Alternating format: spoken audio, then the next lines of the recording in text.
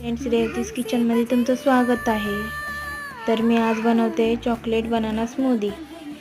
Chocolate powder घेतली आहे, परत कॅडबरी घेतली आहे, 2 केळी घेतली आहेत आणि केळी कट केली आहे. केळी कट करून मिक्सरमध्ये टाकली आहे. त्याच्यात चॉकलेट पावडर आणि कॅडबरी घातली आहे. 2 चमचे साखर घातली आहे आणि त्याच्यात एकदम थंड दूध असं घातलं आहे.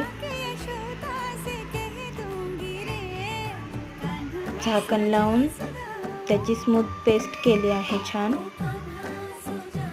आणि ग्लासाला चॉकलेट सिरप लावून सर्व केलं आहे. त्याच्यावर थोडीशी मी चॉकलेट पावडरही टाकली आहे